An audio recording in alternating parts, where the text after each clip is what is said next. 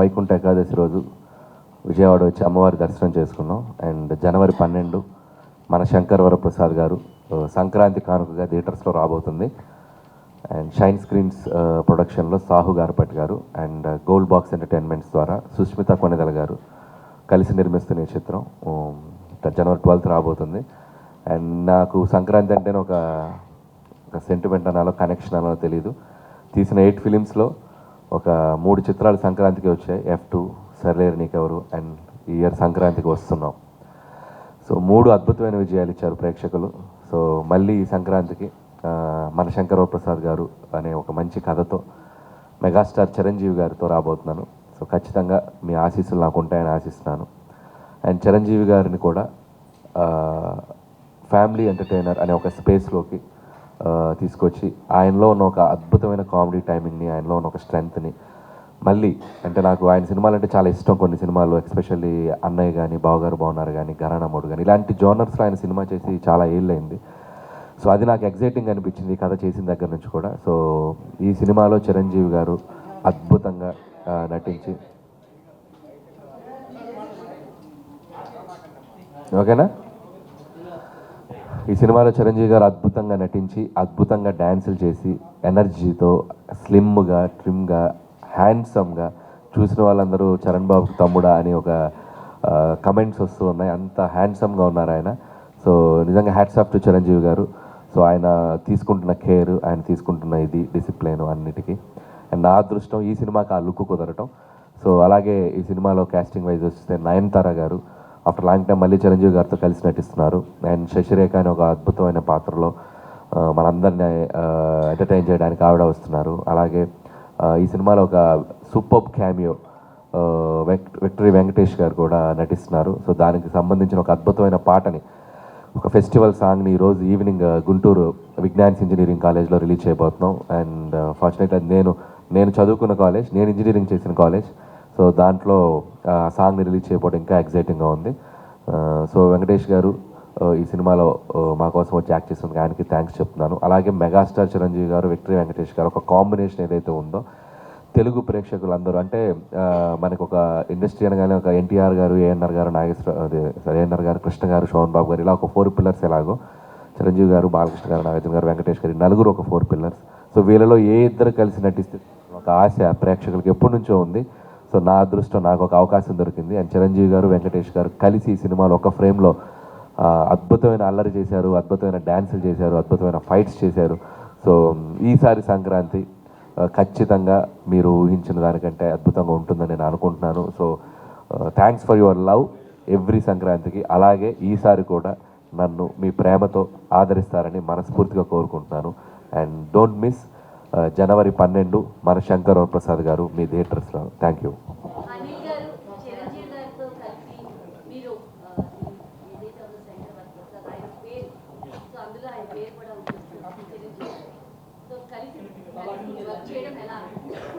So ఈ cinema first title అనుకున్నప్పుడే నేను చిరంజీవి గారు మేము అనుకున్నది ఏంటంటే, సార్ ఒక వెరీ కామన్ టైటిల్ పెడదాం, ఎందుకంటే ఆడియన్స్ బాగా ఈజీగా కనెక్ట్ అయ్యే టైటిల్, వాళ్ళ మధ్యలో ఉండే టైటిల్, వాళ్ళ మధ్యలో ఉండే ఒక పేరులాగా ఉంటే బాగుంటుంది. హీరోయిజం జనరల్గా హీరోయిజం టైటిల్స్ పెడుతూ ఉంటాం. సో హీరోయిజం టైటిల్స్ పెడుతూ ఉంటాం. బట్ ఈ సినిమాకి వచ్చేసరికి ఆయన ఒరిజినల్ పేరు శివశంకర్ వరప్రసాద్. సో ఆ పేరునే తీసుకొని సినిమాలు పెట్టడం జరిగింది. అండ్ కరెక్ట్ కూడా బాగుంటుందని, అది కూడా మనం ఓన్ చేసుకున్నట్టు, ఇదిగో మన అనిల్, మన సాహు, మన సుష్మిత గారు ఇలా అన్నట్టు మన శంకర్ వరప్రసాద్ గారు ఇలా కలోక్యల్గా పెడితే బాగుంటుందని పెట్టాం. దానికి కూడా మంచి రెస్పాన్స్ వచ్చింది. ఈరోజు ఆడియన్స్ కూడా ఇది మన ఫిలిం అనే ఒక ఓన్ చేసుకునే విధంగా కూడా టైటిల్ ఉండటం హ్యాపీగా అనిపిస్తుందండి. బేసిక్గా మల్టీ స్టార్ మూవీస్ అంటే ఎవరైనా ఇష్టపడతారు సార్. అందులో ఇద్దరు మీరు అన్నట్టు ఇద్దరు వెంకటేష్ గారు అండ్ చిరంజీవి గారు. సో ఎలాంటి భారీ ఎక్స్పెక్టేషన్స్ పెట్టుకోవచ్చు ఆడియన్స్? అంటే ఎక్స్పెక్టేషన్ అంటే ఎవ్రీ పొంగల్ నాకు ఒక జాయ్ఫుల్ రైడ్లా ఉంటుంది. ఏదో నేను మా ఊరు వచ్చినట్టు, మా సొంత ఊరు వెళ్ళినట్టు ఆడియన్స్ మధ్యలోకి వస్తుంటే అంత కనెక్ట్ ఫీల్ అవుతాను నేను, ఎందుకంటే వాళ్ళు అంత అద్భుతంగా ఆదరిస్తున్నారు. అండ్ ఈసారి కూడా నా ఎయిమ్ ఎప్పుడు ఒకటే, హౌ మచ్ ఎంటర్టైన్మెంట్ నేను ప్రేక్షకులకు ఇవ్వగలను. ఆ సినిమా 2 గంటల 25 నిమిషాలు, 2 గంటల 40 నిమిషాల సినిమా ఉంటే దాన్ని ఎంతవరకు వాళ్ళని నేను ఎంటర్టైన్ చేయగలనే ఒక కాన్సెప్ట్తోనే ముందుకెళ్తాను. సో వాళ్ళు అంతే విధంగా దానికి ఆదరిస్తూ వచ్చారు. మీరు అన్నట్టు ఈసారి చిరంజీవి గారు త్రూ అవుట్ ఫిలిం ఆయన భుజాల మీద తీసుకెళ్తూ అద్భుతంగా మిమ్మల్ని ఎంటర్టైన్ చేస్తారు. అలాగే లాస్ట్ ఒక 20-25 మినిట్స్ విక్టరీ వెంకటేష్ గారు జాయిన్ అవుతారు. ఇక వాళ్ళిద్దరు జాయిన్ అయ్యాక నేను దాని గురించి ఎక్కువ చెప్పలేను. అండ్ ఎందుకంటే దాని తాలూకు ఎగ్జైట్మెంట్ మీరు థియేటర్లో చూస్తేనే బాగుంటుంది. That's all. లేదండి, అంటే వాళ్ళు పాడలేదు సాంగ్, ఇద్దరు సింగర్స్ పాడారు. అండ్ అది ఈవినింగ్ రివీల్ అవుతుంది. సో చాలా ఫెస్టివల్ వైబ్లో ఉంటుంది.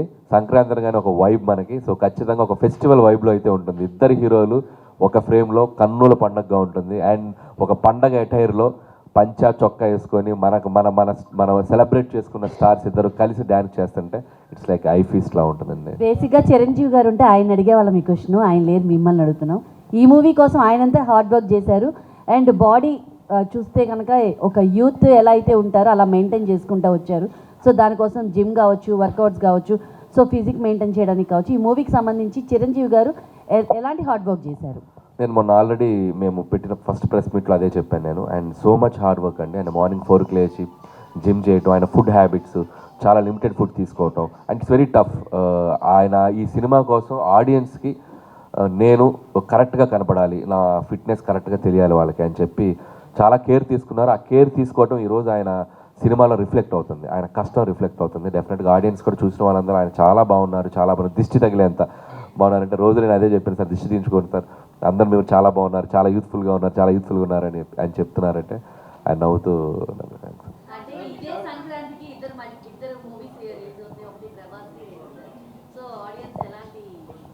సంక్రాంతి అనేది ఇట్స్ లైక్ మూవీ ఫెస్టివల్, ఒక సినిమా కాదు. సంక్రాంతి అంటే పండగ సినిమాలు, ఒక సినిమా అని కాదు, 4-5 సినిమాలను పండగ తీసుకుంటుంది. దాంట్లో ముందుగా రెబల్ స్టార్ ప్రభాస్ గారితో బోని కొట్టబోతుంది సంక్రాంతి. We are all waiting for Raja Saab. అందులో డార్లింగ్ ప్రభాస్ గారు ఒక స్ట్రాంగ్ ఎంటర్టైన్మెంట్ జోనర్. ఆయన కూడా ఆఫ్టర్ లాంగ్ టైం అంటే pan India films, action films చేశారు. సో ఫస్ట్ టైం ఆయన కూడా ఒక ఎంటర్టైన్మెంట్ లుంగి కట్టుకొని సరదాగా చలాకీగా తిరుగుతుంటే నాకు చాలా ఎక్సైటింగ్గా ఉంది. And definitely we are all exciting for Raja Saab. మాకంటే 3 రోజుల ముందు రిలీజ్ అవుతుంది. Wishing them all the best. And Prabhas గారు అండ్ మారుతి గారు అండ్ పీపుల్స్ మీడియా విశ్వప్రసాద్ గారికి నా బెస్ట్ విషెస్ చెప్తున్నాను. Hope they'll open the Sankranti with a blockbuster, then we will continue that. అది అఫీషియల్గా అనౌన్స్ చేస్తామమ్మా. ట్రైలర్ లాంచ్ ఈవెంట్ అనుకుంటున్నాం. అది టైమింగ్ ఏంటి, ప్లేస్ ఏంటి అనేది మీకు ఈరోజు ఈవినింగ్ గారు రేపు మార్నింగ్ అప్డేట్ ఇస్తారు.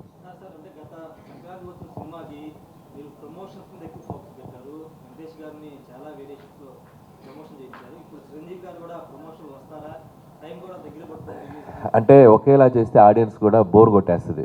అందుకని మేము కొద్దిగా ఆచి తూచి చేద్దామని డిసైడ్ అయ్యాను. ఎందుకంటే మళ్ళీ సంక్రాంతికి వస్తులాగే చేస్తూ వచ్చాను అనుకోండి, ఇదేంటి మళ్ళీ ఇదే స్టార్ట్ చేశారని అనే అవకాశం, ప్రమాదం ఉంది. సో మెయిన్ టార్గెట్ ఆడియన్స్ని ఫస్ట్ ఈ సినిమాలో ఏముంది, వాళ్ళు ఈ సినిమాని అలా ఎగ్జైట్ చేయబోతారనే కంటెంట్ ద్వారా వెళ్దాం అనేది అనుకున్నామండి. ఖచ్చితంగా ప్రమోషన్కి సంబంధించిన 1-2 చిన్న సర్ప్రైజులు ఉన్నాయి. అది న్యూ ఇయర్ రోజు ఒక అద్భుతమైన సర్ప్రైజ్ ఉంది. న్యూ ఇయర్ రోజు ఒకటి వదులుతాం. ఆ తర్వాత 2-3 ఇంటర్వ్యూస్ ప్లాన్ చేసాం. ట్రైలర్ లాంచ్ ఉంటుంది, ప్రీ రిలీజ్ ఉంటుంది. అండ్ ఆల్రెడీ రిలీజ్ చేసిన పాటలు అదే చాలామంది అడుగుతున్నా కూడా సినిమా ఆర్గానిక్గా ప్రజల్లో మీసాల పిల్ల అనే పాట కూడా 100 మిలియన్స్ ఆల్మోస్ట్ ఈరోజు ఈవినింగ్ అయిపోతుంది అనుకుంటున్నాను. ఈరోజు ఈవినింగ్ రేపు మార్నింగ్కి. సో 100 మిలియన్ల పాట బిఫోర్ రిలీజ్ అంటే సినిమా అనేది జనాల్లోకి ఎంతవరకు వెళ్తుంది అనేది మనకు అదే సిగ్నిఫికెన్స్ రిజల్ట్స్ చూపిస్తుంది. అండ్ శశిరేఖ సాంగ్ కూడా ఆల్మోస్ట్ 35 మిలియన్ వెళ్ళింది. అండ్ ఈరోజు రిలీజ్ అవుతున్న సాంగ్ కూడా చాలా బాగుంటుంది. సో పాటలు ఎప్పుడైతే జనరంజకంగా అవటం మొదలెట్టాయో ఆటోమేటిక్గా ప్రేక్షకులు ఆ సినిమా తాలూకు ఇంట్రెస్ట్ పెరిగినట్టే. సో హోప్ మేము అది ఎక్స్పెక్ట్ చేస్తున్నాం. అలాగే ప్రమోషనల్ కంటెంట్స్ కూడా ఎవరు డిసప్పాయింట్ కాకుండా, ఎందుకంటే నాకు కొద్దిగా ప్రెషర్, మీరు అన్నట్టు ప్రెషర్ ఎక్కువైంది. ముందు అవి చేసావు కదా సంక్రాంతి, ఖచ్చితంగా ఎందుకంటే ఆడియన్స్ ఎక్స్పెక్టేషన్కి రీచ్ అయ్యేలా చేయాలి ఏం చేసినా. సో ఏదో చేసేసి మనం వాళ్ళ దగ్గర తగ్గింది అని అనిపించుకోకూడదని కొద్దిగా జాగ్రత్తగా చేద్దామనే ఫీలింగ్ తప్ప, దానికంటే ముందు కంటెంట్ని రీచ్ చేద్దాం. రేపు ట్రైలర్ అద్భుతంగా ట్రైలర్ రెడీ చేస్తున్నాం. ట్రైలర్ కూడా రాబోతుంది. And what is the film and Chiranjeevi గారు ఎలా ఉండబోతున్నారు ఈ ఫిలింలోనే మోస్ట్ ఎగ్జైటింగ్ స్టఫ్ ట్రైలర్ రాబోతుంది. సో హోప్ ఒకదాని తర్వాత ఇక ఈ 10 days కీప్ ఆన్ అప్డేట్స్ వస్తూనే ఉంటాయి.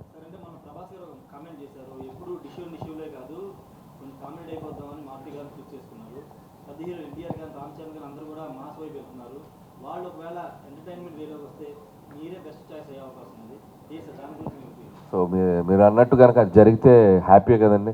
సో వాళ్ళు ఆల్రెడీ ప్రూవ్డ్. సో మీరు చెప్పిన స్టార్ హీరోస్ అందరూ కూడా ఎంటర్టైన్మెంట్ జోనర్లో అద్భుతాలు చేసి వెళ్ళిన వాళ్ళే. సో ఇప్పుడు వాళ్ళు ఇంకొక జోనర్లో ఉన్నారు, ఇంకొక స్పేస్లో ఉన్నారు. ఖచ్చితంగా ఎనీ టైం మళ్ళీ ఇలాంటి ఫిల్మ్ వాళ్ళు చేయాలనుకుంటే సో మాలాంటి డైరెక్టర్స్కి ఒక అవకాశం దొరికినట్టే. డెఫినెట్గా లెట్స్ సీ ఏదన్నా జరిగితే బాగుంటుంది.